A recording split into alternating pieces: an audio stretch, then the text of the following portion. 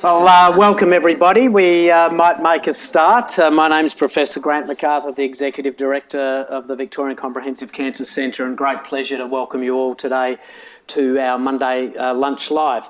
I'd like to begin by acknowledging the traditional owners of the land in which we meet, the Wurundjeri people of the Kulin Nation, and pay my respects to elders past, present and emerging.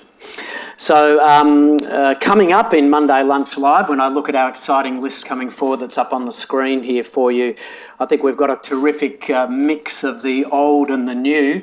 We've got the old in terms of an old class of drugs, beta blockers, but a new use of beta blockers potentially in managing cancer, which I think will be very interesting. And then we've got two forthcoming presentations on cutting-edge technology, so-called Cytof technology, single cell technology, plus also the exciting area of new nanomedicines, which you've heard a lot about in recent times. So some great talks to look forward to.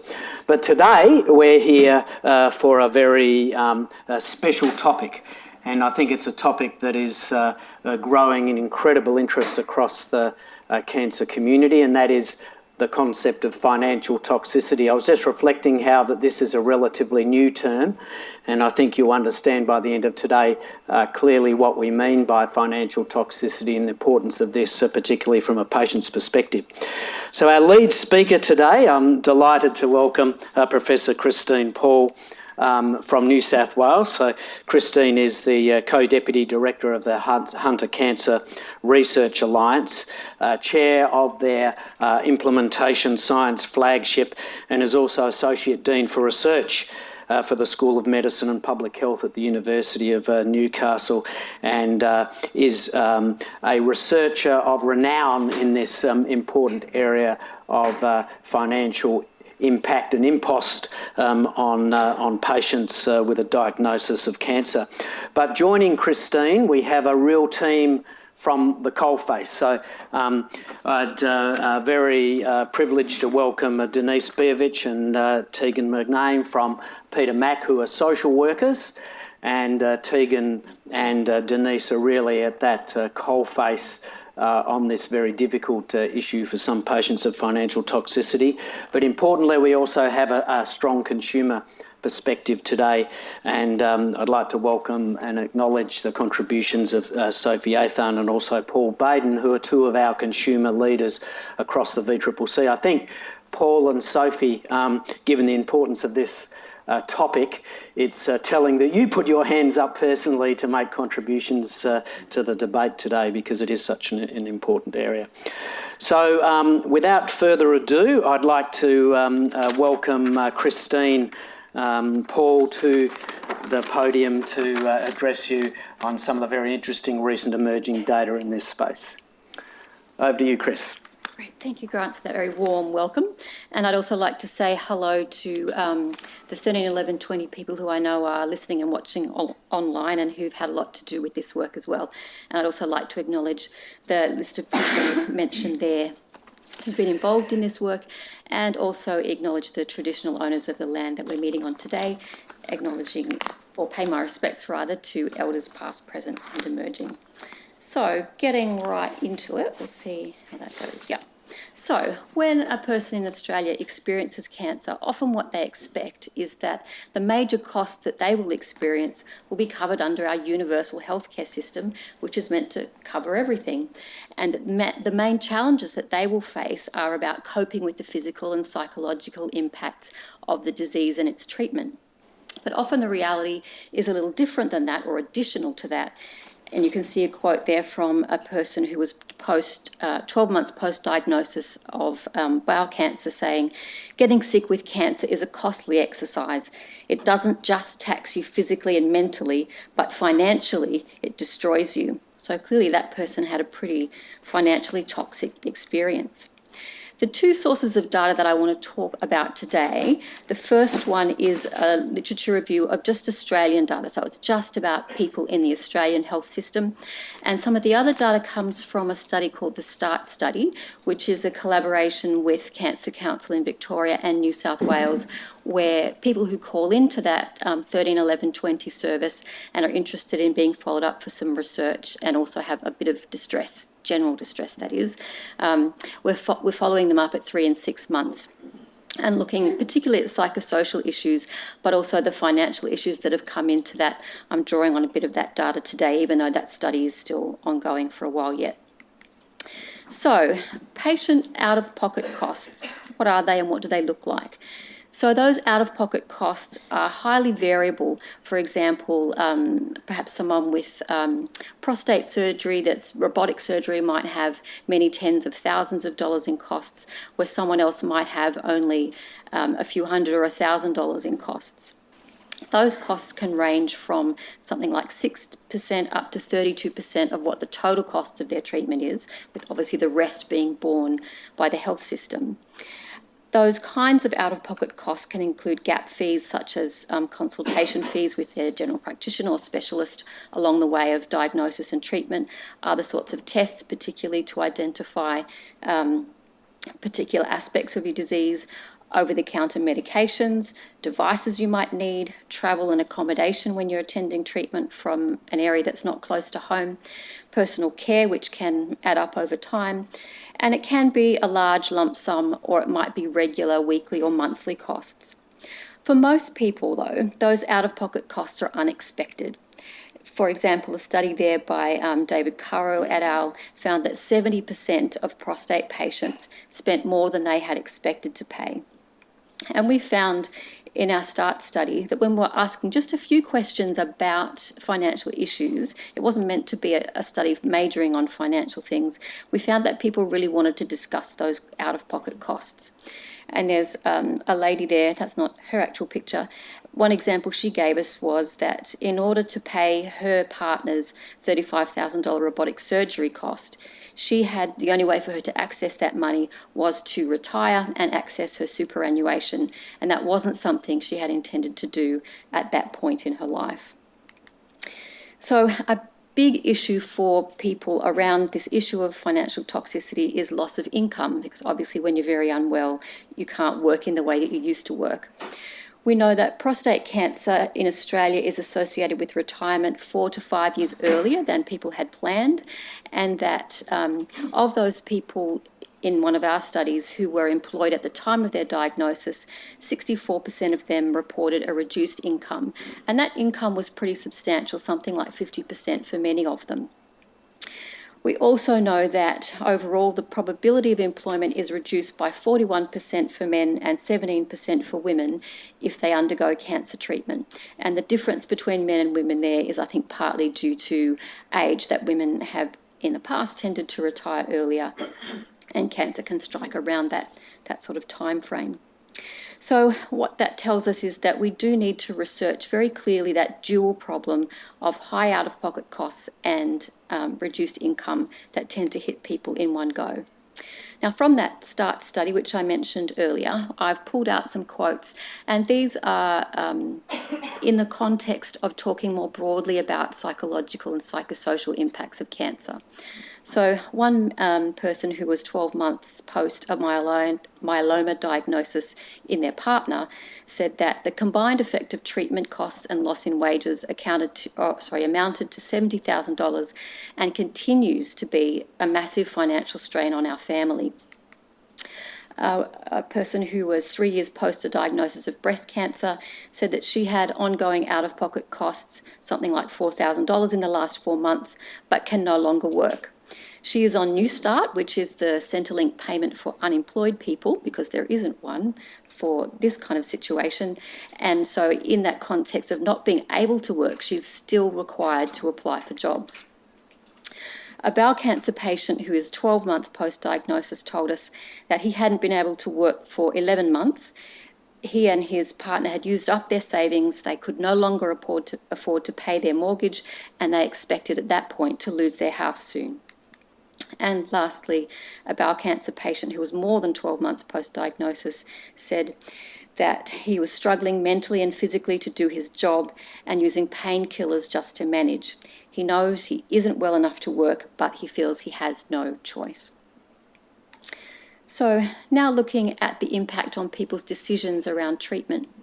In one of our studies, we found that approximately a third of people reported that they had a financial burden that was moderate to heavy or extreme in the prior 3 months in the 3 months prior to when we spoke to them, and that was specifically due to prescribed medicines and the out-of-pocket costs associated with that.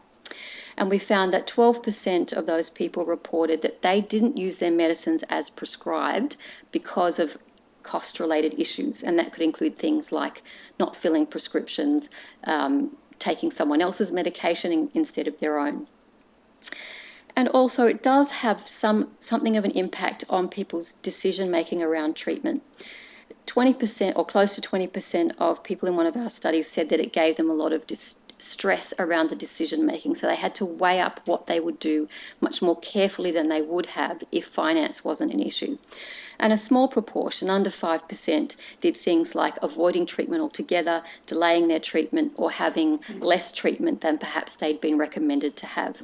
So while that's a small group of people, that's a significant number of people, and it may well have an impact on treatment outcomes. So one of our START participants, who's someone with recurrent breast cancer, said that she was going without cancer prevention medicines in order to pay the rent. So that's a pretty difficult decision to have to make. And then there's a psychosocial impact of the financial impact itself. So 1 in 5 prostate cancer patients in one of Louisa Gordon's studies reported that they had a great deal of distress that was due not so much to their treatment or what was happening to their body, but the cost of their treatment. A qualitative study by McGrath et al. Concluded that, and this study just interviewed people with blood cancers, said that the financial issues can facilitate a spiral into acute and irreversible financial distress. And as you can imagine, for many people, this can be late in life where there's no way of recovering from that financial spiral. It also causes strained relationships, as you might expect, and also can increase people's psychological symptoms above and beyond what they might have as a result of the disease and its treatment itself. So again, looking at some quotes that people made in the START study, a person who was caring for someone with prostate cancer that had happened more than 12 months ago said that she left her job to care for her partner. She applied for a carer's allowance but was put onto the New Start allowance instead and then allocated to doing training courses. Being a rural person, that meant she had to travel 57 kilometres each way to attend the course. She felt humiliated to be treated as someone who didn't want to work, because she did want to work, but she also wanted to care for her partner. She said, Centrelink haven't thought about people with cancer and their families. And that's been quite a common refrain.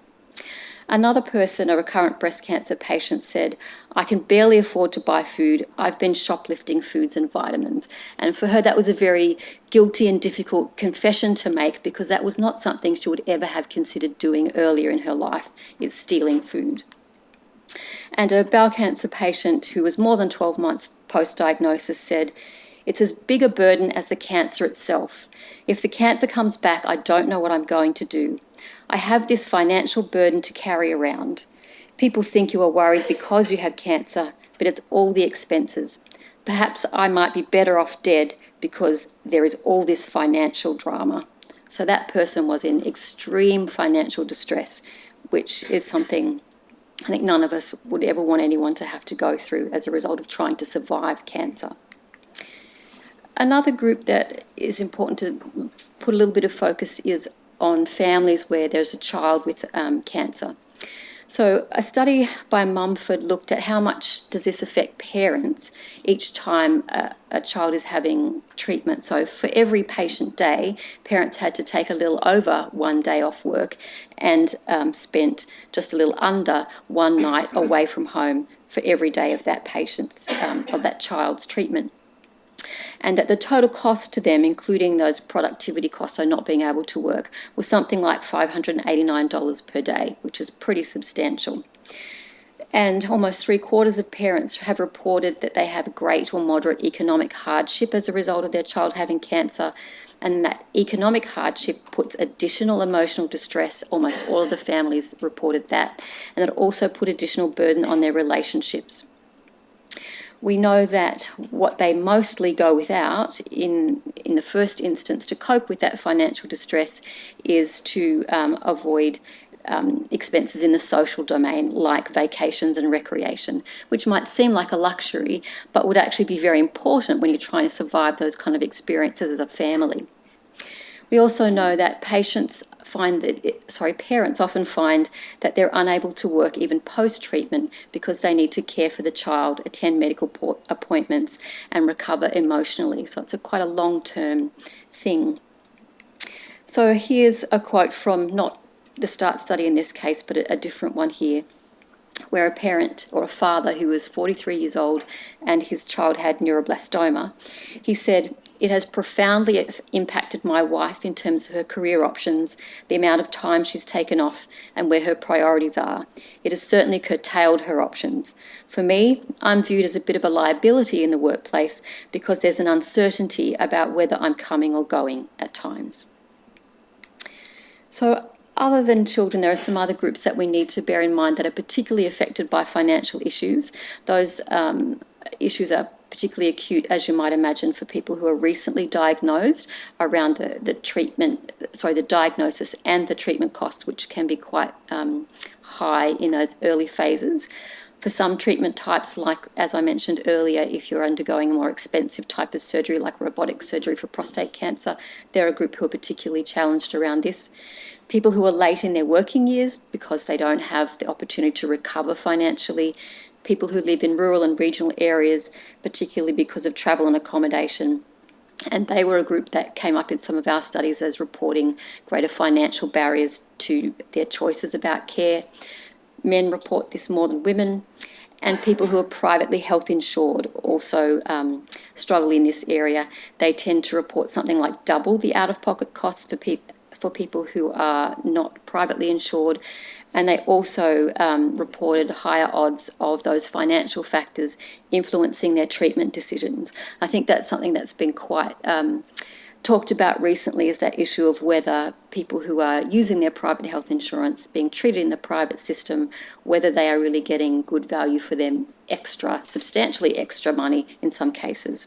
And also carers are another group who we think we need to find out more about, who might be particularly affected.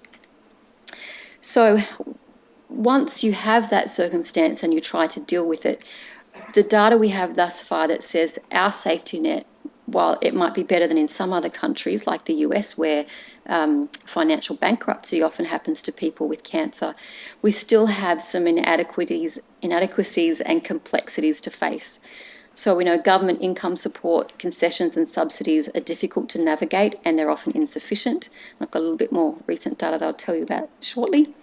Non-government organisations often step into the breach here with financial support, but those services are variable by region or often by state, and they're not terribly well known. In one of our studies, we found that half of those people who did not use financial assistance were in that circumstance either because they were unaware of what was available or they couldn't find something that was relevant to their own needs. And we also know that our welfare system is not well suited to people with complex needs in this kind of somewhat transient situation. So the little bit of recent data that I wanted to tell you about is it's only 60 people who are coming through that START study, where we added some questions to find out a little bit more about their experience in trying to access government financial assistance during the treatment and post-treatment phases. And I've just pulled out some bits of data here to some statements that we gave to people. So the kind of most positive thing that came out was when we asked or gave people this statement and they either agreed or disagreed with it. Health professionals are helpful and informative regarding obtaining financial assistance. So 50% agreed that health professionals were helpful and informative there. The next question about instructions, clear and easy to follow. This is within the process of accessing government assistance. Only 40% of people found that those instructions were easy to follow. 35% of them said that they were processed in a timely manner, and 33% of them agreed that they got adequate help from the social worker. And this is not to have a go at social workers, it's just that I knew that some of you would be here today, so I thought you might be interested in that. 28% of them said that the type of assistance that they were able to access was suitable for someone in the cancer context, and 25% of them said that the amount of assistance was appropriate. So clearly there's a big gap there between what's available and appropriate and what people say they need. And then when we've put some more negative framing on things about saying statements like it's difficult to gather and lodge the documents, 70% of people agreed with that, and 78% agreed that it was a complicated process. So clearly there's a long way to go to make that something that works well for people experiencing cancer. And we then asked them about, or gave them a range of different types of assistance that might be available, and asked them which ones would be helpful to them. And most people thought that quite a range of things would be useful, and then we asked them out of that list, could they pick the top one that they thought would be most helpful to them. And I apologise there that I can't count, and my top 5 only has 4 in it. So the top 4 most helpful forms of assistance that people raised were, firstly, help from a healthcare professional such as a social worker to access financial assistance, so that's something they think will help them.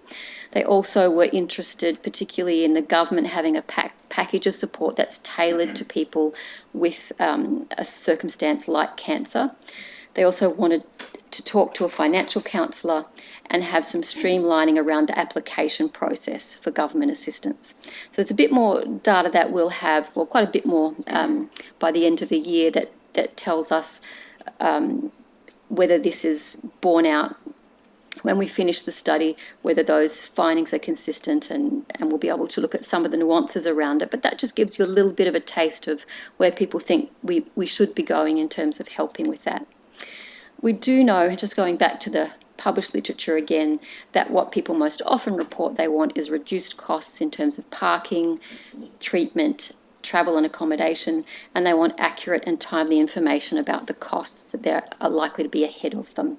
And I know there are some moves afoot led by organisations like Cancer Council about trying to get greater transparency for people around their costs ahead of time.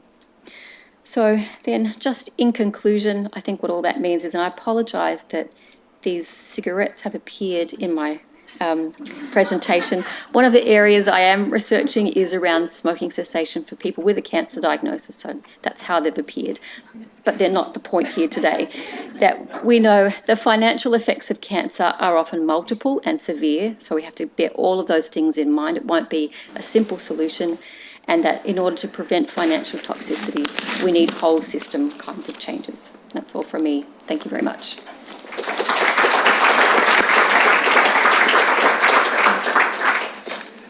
Okay, and so our first speaker from the coalface will be Denise Verbic, social worker at the Peter Mac. Okay. So I'm really pleased to hear some of those things about social work being a really helpful assisting profession in this field. This is an area of extreme interest to all the social work team at Peter Mac, and certainly across VCCC, I'm sure. So what I want to bring you today is Andrew's story.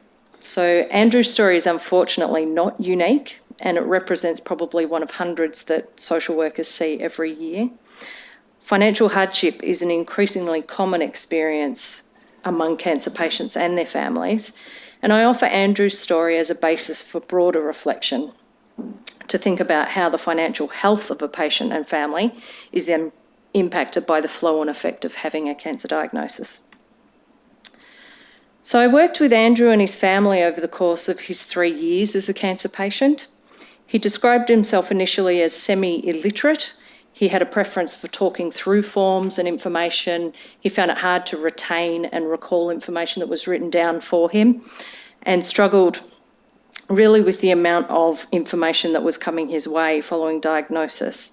So one of my primary roles was assisting him to understand those masses of forms that were referred to earlier, and to really facilitate access to information required to support the variety of hardship and income assistance claims he made.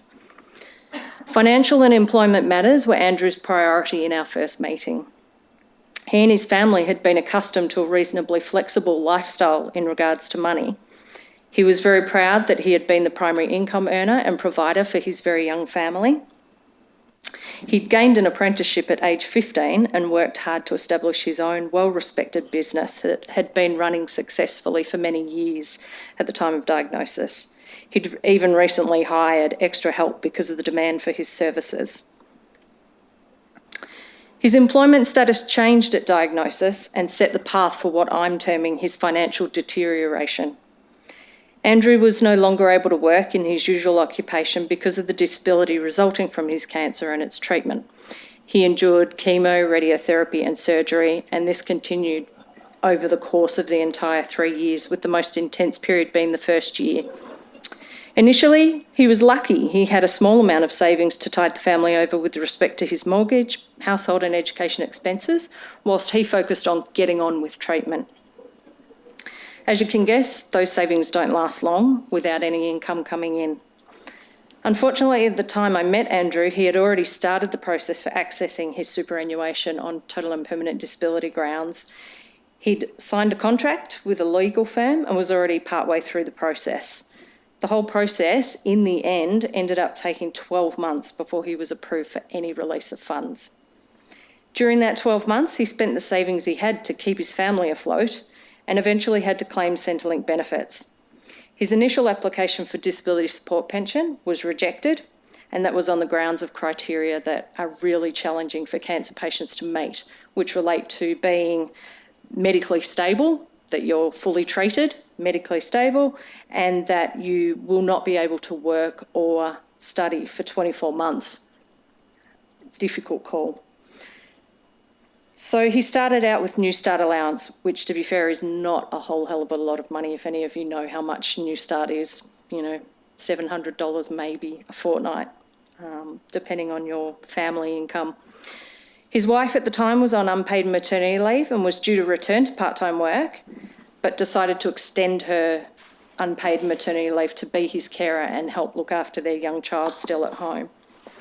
She had a small amount of benefit from Centrelink, but that was really related to childcare subsidy and some family tax benefit. They didn't meet criteria for a carer's payment or allowance for her because his disability was not enough, and he didn't need enough care for her to qualify. So this couple had unanticipated changes in their overall lifestyle, as they'd always lived to their income and the potential earnings from his job. These were now significantly diminished. Andrew had also held private health insurance, but had to give that up when he incurred a debt with the number of out-of-pocket claims from prior private consultations. He found it impossible to pay the ongoing premiums for his family. Fortunately, he could receive all of his ongoing cancer care under the public health system. Unfortunately, as a result of many things, Andrew's marital relationship deteriorated and ended also during the course of his treatment. So there were additional financial stressors, which we know divorce is also a very highly stressful situation on top of a cancer diagnosis. He directly blamed his cancer and the impact it had on his financial state of mind, his words, for the relationship breakdown. Andrew had to sell property, his vehicles, his tools, and even a prized motorcycle to make ends meet throughout that first year of treatment while he waited for his payment. A substantial amount of that superannuation payout 12 months later ended up being contributed to his divorce settlement. He used any remaining money to buy a vehicle and pay rent for a small unit so that his children still had somewhere to come to and be with him at weekends. His cancer was incurable, and unfortunately he never had that opportunity to, in his words, get back on track financially, which had remained his priority goal with all engagement with me. It was at that point in the third year of his cancer that he did describe himself as running on empty and really struggling to keep afloat on all fronts. He was embarrassed to ask for welfare assistance on a number of occasions when he had foregone food and medication in order to pay his rent and utilities, leaving him with nothing to feed his children for the weekend visit ahead. He struggled with his child support payments and was embarrassed that he couldn't contribute more significantly to his older children's education and activities. In time, his medical condition deteriorated and his treatment options did become limited. His extended family had started planning short vacations with him that ended up being cancelled, and they lost financially.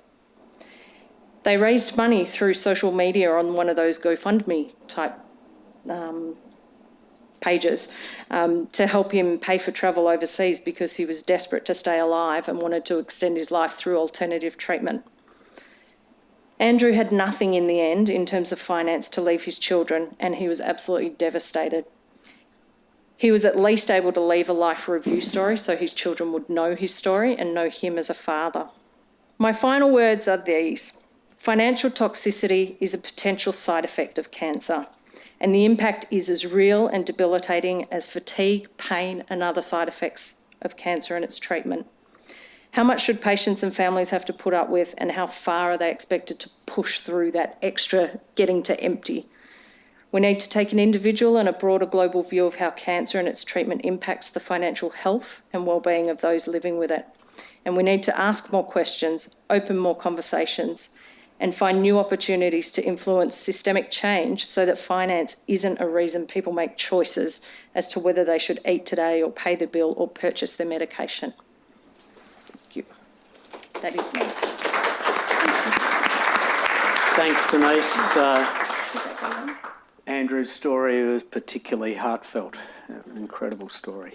Now, next up will be Tegan Manane. I've had the privilege of working with Tegan in my clinical practice, and look forward to what you have to share, Tegan. Thank you. Hopefully I can live up to your expectations, Grant. Make you proud.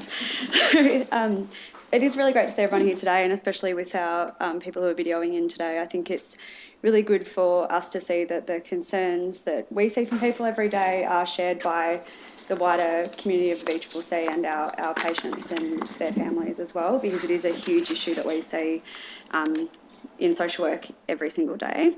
Similarly to Denise, I'm going to run through a case study today of a patient that I worked with last year.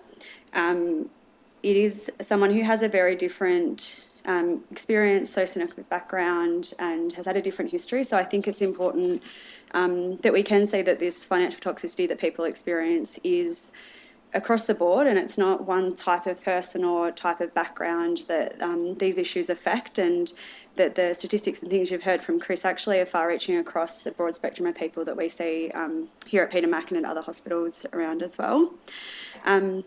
So the person I'm going to be speaking about today is Leonard, so this is not his real name. So there's a bit of information around his background here, but essentially he was born in the UK, came over to Australia, was back and forth depending on where he was working, but he had multiple postgraduate degrees. He was extremely well educated. He worked across lots of different systems, worked as a broadcast journalist, was in the Middle East for years and years as a communications officer, and was working for La Trobe University on and off as well. So he was highly educated. He knew systems well. He knew how to access what he needed. He was able to ask for what he needed in his general life. He was very senior in his work, so he kind of knew how to get stuff done. So when he found out that he was diagnosed with cancer, I think he really thought that he would be able to manage that system well, and there wouldn't be too many issues along the way in terms of his financial side of things. And I think this is something that we come across quite a bit. I know particularly when with my patients that we see in social work, that people are often surprised that they find themselves in our department and find themselves speaking to a social worker, that they kind of have felt like they've put all these things in place or planned well, supposedly to be able to manage these kind of things that life can throw at you as well. So it is also something that we don't often talk about. The finances are something that we tend to keep to ourselves, and we don't talk about when we're struggling as well. So it does tend to mean that people don't always know where they can go to help, or that they can get help for things too, or know that it's okay to actually ask for that support too. So we often see people when they are in the midst of a crisis and they're actually at a point where it is really difficult to then come back financially as well. So Leonard originally had prostate cancer back in 2006, and he was treated in the UK. He had surgery over there. He then had a recurrence when he was 61 and came back here to have a trial with us here at Peter Mac.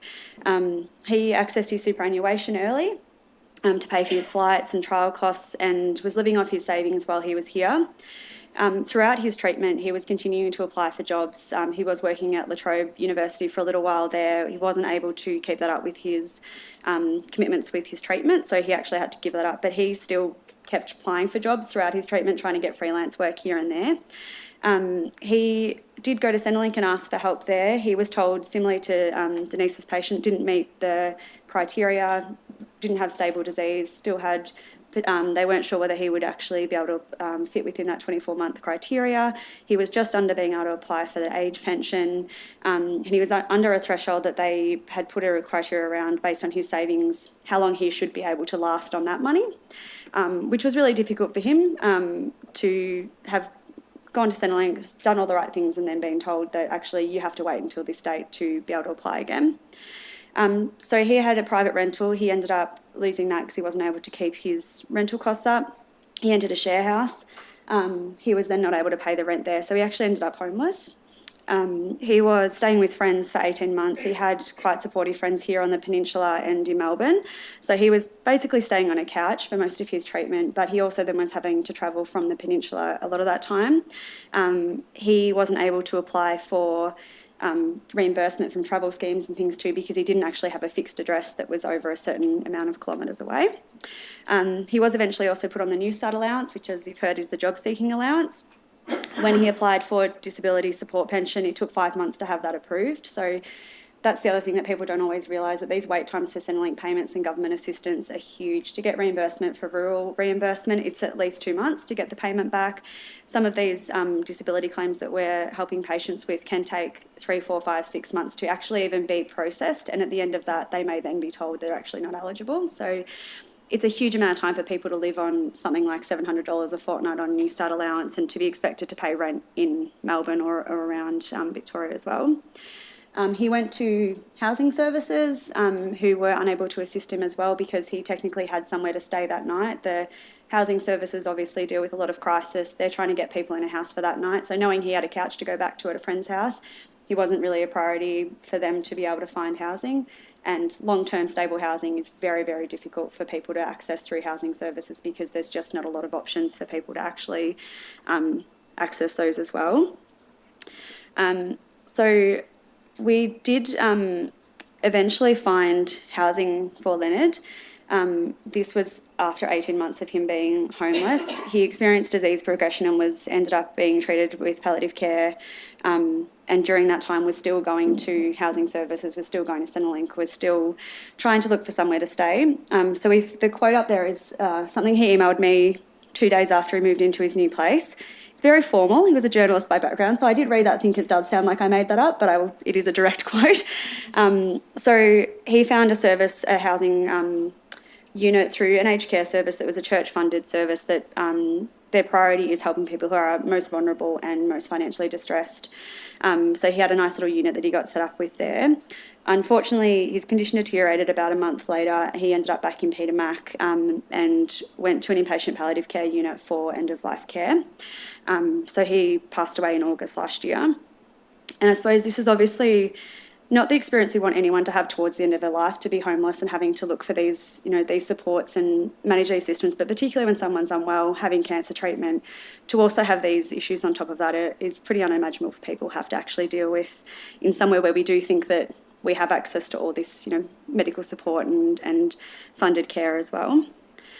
So this was when I was talking to Leonard around his experiences with accessing these services. That's something he'd said to me at the top, that he was very embarrassed to have to be in the position to access these services, because he'd put money into his super, he had made savings, he'd done all of these things. He also was very articulate, he was high functioning, he was a very good self-advocate. He was able to go to services, tell them what he needed, and had then gone through all of these steps to essentially try and assist in the situation he was in, and still then ended up in a situation where he was homeless during his entirety of his treatment as well.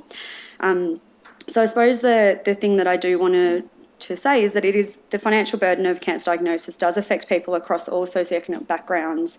There's not a certain background or socioeconomic history or lifestyle that we should be looking at going, that person's going to have an issue, that person might. It is important that we're checking with everyone, and that the fact that even someone with all of these things going for them who tried to access all these services still wasn't able to get that support is really frightening for us as well. And I suppose that echoes what Chris has had to say too, that the issue isn't really whether people are asking for help or whether they're trying to access support. It's a wider systemic issue that we all have a responsibility as well to try and work towards playing a role in assisting patients to both navigate the actual landscape of accessing those services, but also to advocate for change within those systems too, so they are easier for people to access, and to destigmatise the need for people to ask for support early, and that there are people who can support them with that. Thank you. Thank you.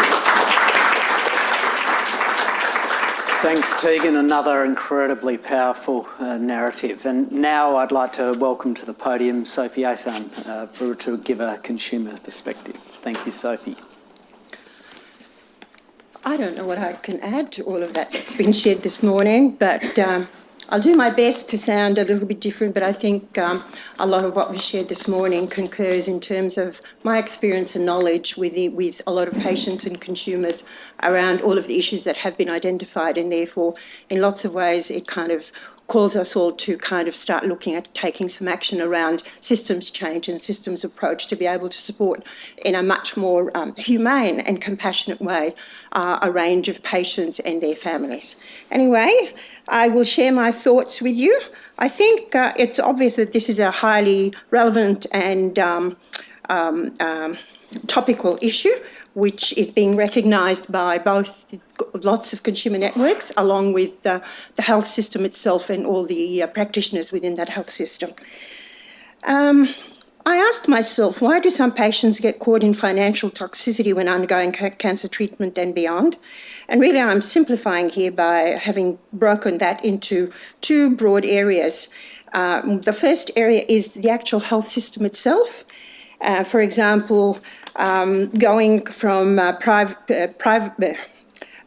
privately for treatment and not fully understanding of the private health cover and its implications and how much out-of-pocket someone might be facing by the end of it, or often not being told about the full extent of the costs and at least not having a full and complete explanation and the full implications, keeping in mind that often aged care pensioners with limited finances are usually privately covered, which makes it pretty distressing.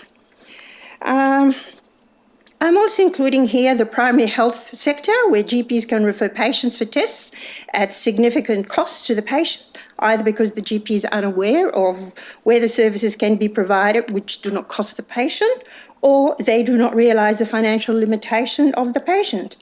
I'm also aware of issues around access to services, which is why paying for service can come in as there may be an urgency for the patient. So sometimes because of access and so on, you end up having to fork the bill around getting in because it's urgent and you need to be treated fairly quickly.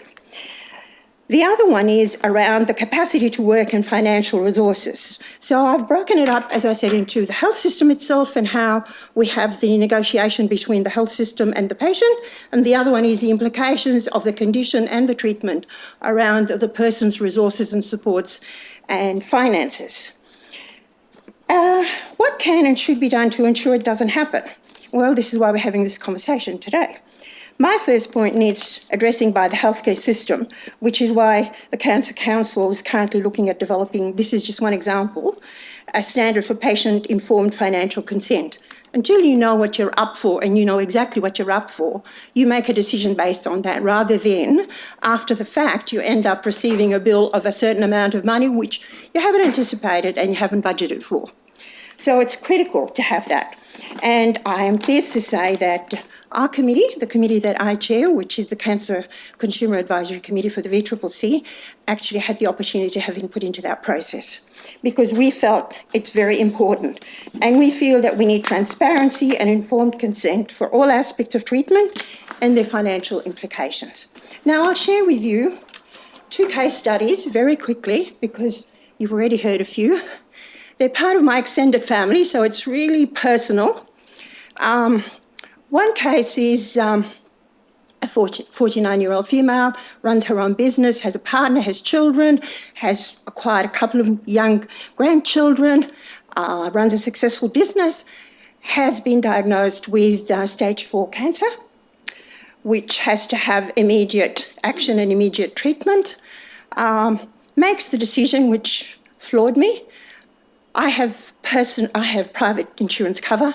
I will go through the private system to have all of my treatments done.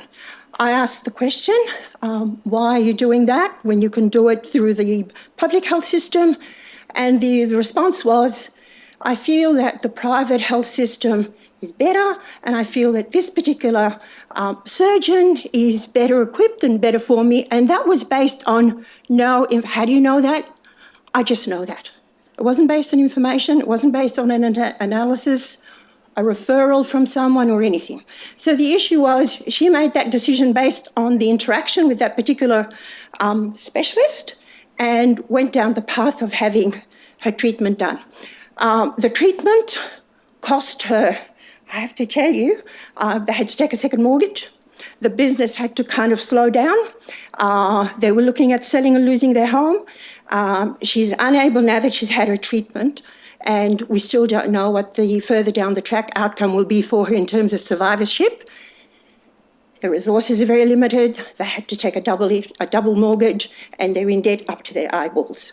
So that's been a very stressful, very limiting experience. My point is, patients need to know what the differences are between the systems, what are the implications, and when you're choosing a particular physician, are you choosing it based on, I like him, he seems so nice, he's really positive, he thinks I'm going to make it, or is it based on the actual performance and clinical practice of that patient? The second example is male, mid-70s, obviously retired, stage 4 bowel cancer, goes into the public health system immediately within 3 days of diagnosis, has multiple surgeries, multiple care, has had care over the last 3 years, nothing out of pocket in terms of expenses for him. The only out of pocket would be travelling to the hospital. I don't think there was anything beyond that. So these are 2 members of my extended family. One went down that path, the other one went down that path. Both got excellent treatment, but financially one has been totally destroyed.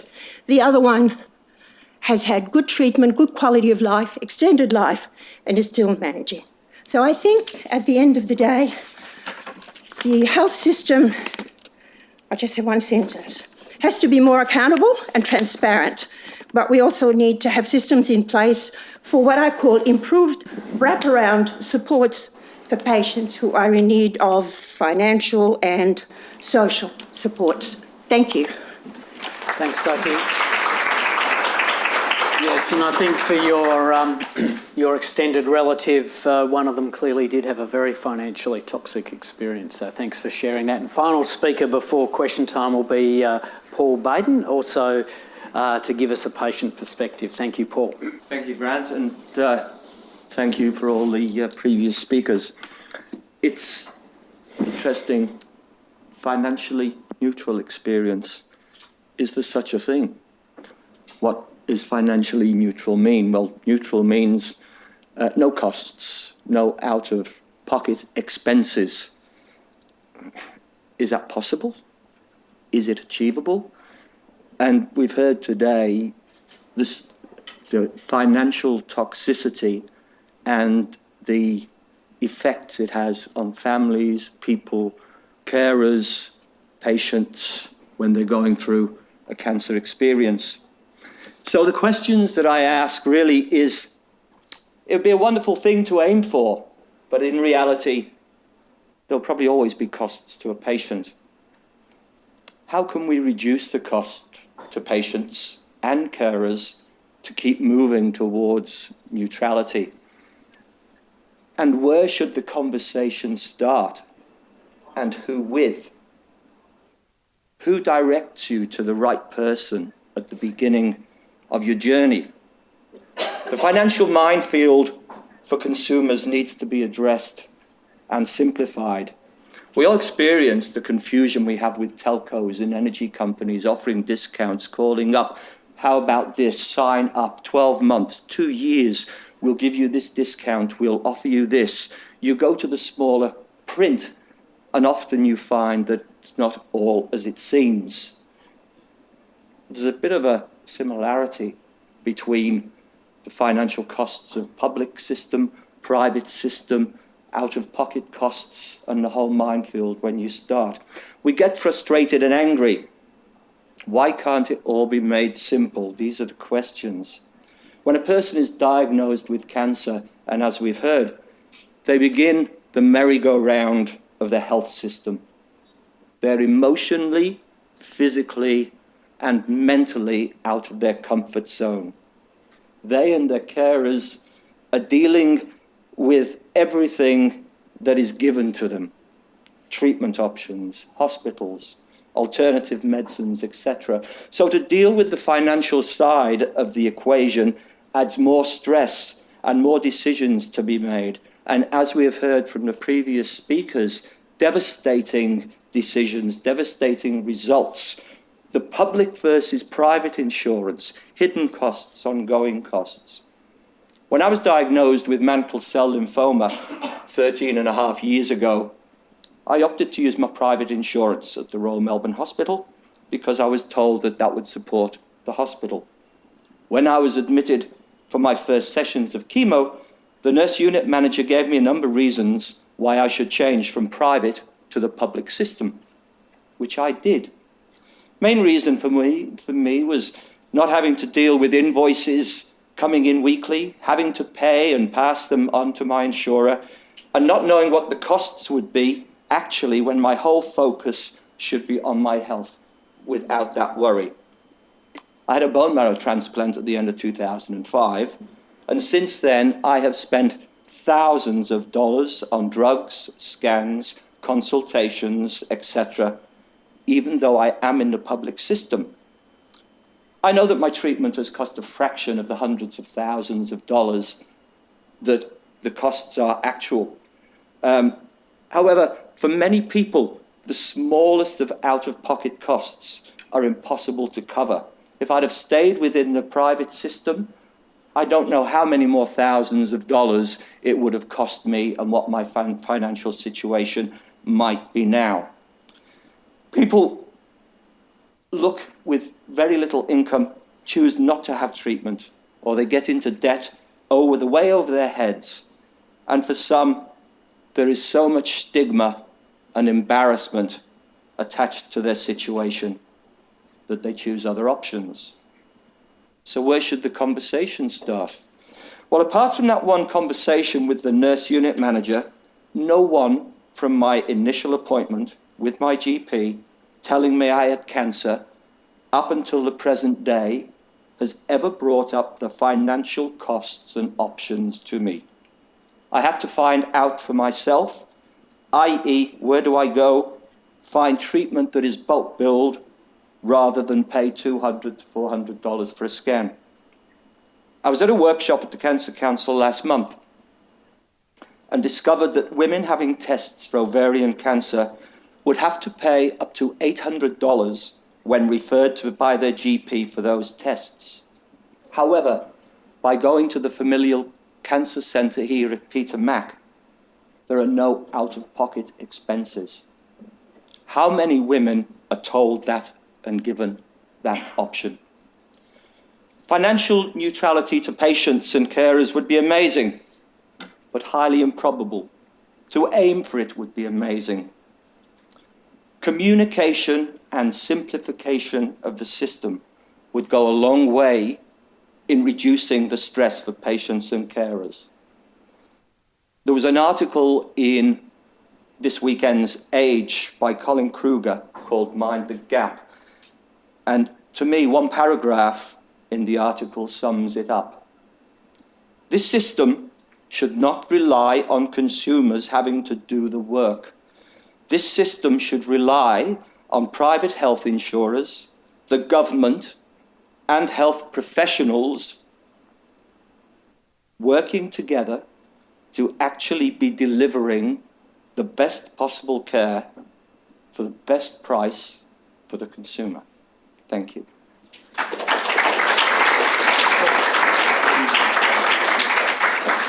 So if I could ask all the speakers, please, to come up and just gather around the podium. We'll take some questions. We've got about 5 minutes or so, so I'm sure there's a lot of questions, but we won't be able to cover all of them. Who would like to kick off? Hi, my name is Martin. I am a health economist here at the Cancer Health Services Research Unit. I'll have to say that's a very powerful talk and definitely shows the real impact that cancer patients has in terms of financial burden, and again to recognise that cost is a serious side effect in terms of treatment. And we know that in other areas where comorbidity and multimorbidity is a serious issue and patients are making trade-off with cost of different treatment, managing different treatments with different diseases. I wonder if you can discuss about comorbidity and multimorbidity in the space of cancer and how does it affect costs. Christine, did you want to take that one? So this, if I understand the question correctly, and we'll rephrase it for those that are online, it's the impacts of comorbidities on the costs incurred by the patient. Is that correct? Yep. Yeah, Christine, any data there that helps begin guide by us? saying I'm not a health economist, and I bow to their greater wisdom about these things. I don't think there's a lot of data in the Australian context. I think there's a bit in the US, and I'm not totally across it, but I think basically what you're suggesting is that it is worse if you have multimorbidities to manage, but the nuances around exactly how that works, I'm afraid I'm not embedded in that literature, and I don't think there's a lot of clarity in it anyway. I'm sorry, that's probably not a very helpful answer. Maybe I could ask a question, and Paul, I was really taken by your presentation because you've really put forward a fundamental question. Who does the patient turn to for advice, right? And I think you just put that so eloquently. And in fact, I might get, potentially a number of the panellists to comment on that. So who should it be, Paul? I mean, you had a very caring nurse who gave you some advice at Royal Melbourne Hospital, but who do you think in the ideal world should be providing that advice so that patients don't slip through the net and get no advice? Look, it's very interesting, and like many of the discussions we have, the best place to start the conversation on anything is at the beginning of the journey, to know that you've got access to the availability. I also realise that you're overwhelmed by all the information you're given, your treatment, the cancer diagnosis, etc., etc. But maybe whether it's the GP or the first surgeon that you see and going, look, I'd like to refer you to a specific person to talk about these options, because some people don't want to talk about the financial side. Patients feel embarrassed, put their head in the sand. They don't know the ongoing costs. In fact, they don't even want to know at that early stage. But a simple, not 10 pages, not brochures, not anything. They want to talk to somebody, or the availability to talk to somebody. So it really is out there that needs to be addressed as far as I'm concerned, right at the beginning. Thanks, Paul. So general practitioner, one possibility. Any other comments? And then I might hand for a comment over to Jerry McDonald before we close. I suppose I would just really echo that. I guess the expectation that a consumer would be able to come in and tell us everything they need is a pretty big ask if someone's already coming in and overwhelmed by the fact that they have a cancer diagnosis. So a lot of it really is on us being, as health professionals and the wider community, being well-resourced and letting people know what's available to them. And it shouldn't really come down to just coming across the right person at the right time and, getting the right nurse or doctor or someone here and there. There should really be quite structured supports around early conversations and early interventions. But Christine, nothing really structured and available in the health sector at the moment to help with that? No, that's right. And I think I had an interesting comment by a US oncologist who's very interested in this area last week, Yusuf Zafar. I don't think I'm saying that quite correctly, but he was saying that often doctors feel like they're unable to have those conversations and it's very complex. But what you need to do is at least begin the conversation and be thinking about the value of the care this person is getting, not just the medical outcomes or not just the cost, but trying to help them a little bit with at least broaching the topic that there might be a bit of a balance here about cost versus outcome. Thanks. Jerry McDonald. Last year I was lucky enough to travel to the States and the UK as part of a Churchill Fellowship looking at the role of patient navigation in cancer care. And every cancer health service I went to employed 2-3 full-time financial navigation service providers that were working full-time. And I guess we're sort of moving in that direction in the same way that we provide legal clinics in health justice partnerships. But I wondered, Christine, if you know of any health services that actually have a financial navigation service in Australia. I don't know. So we've got, a proposal which we're shopping around, trying to get funding for, with no result as yet. But it's part of care in cancer services internationally. Yeah, even in the UK with a nationalised health system. Exactly. Yep, right. One final question and then we'll need to close. Thank you. This is just following, I'm Ian Blair, I'm agriculture, but following on from that, I've been to several talks. One was that they had a triage person in mental health on financial and with helping the patient. When I worked on Melbourne Water project in the Werribee Plains, we had a one-stop shop to irrigation, land titles, soil types, technology. So I just wonder, the Cancer Centre has MOOC type training to put a MOOC and case mix funding type system together. So you've got your costs and the whole methodology process to look at, driven by a triage person. So what's your ideas on that? Who'd like to make some comment? Yeah. Look, I totally agree. I know that mental health does actually do that, and they do that better. And I think coming up with some solutions towards resolving some of those issues is a good way to move forward. But I also think that we need to also think around, well, if we've got people who have suffered severe toxicity, what needs to happen to support those people and sustain them during that journey? At the moment, we're only talking about letting you know, doing an assessment, notifying you in advance so that you can actually undertake whatever you need to undertake with support around those financial issues.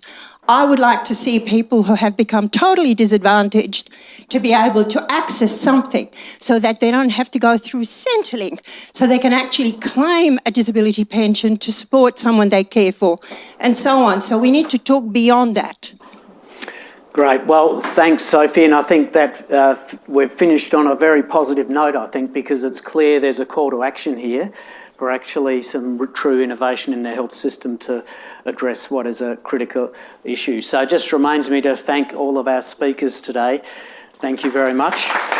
And we have a small gift for our two VCCC consumer representatives. Thank you, and also our other speakers as well. Thank you so much. Yeah, there's no financial toxicity in these gifts, I can tell you. And thanks so much, everyone, for your attention. Look forward to seeing you next week. Thank you. Thank you.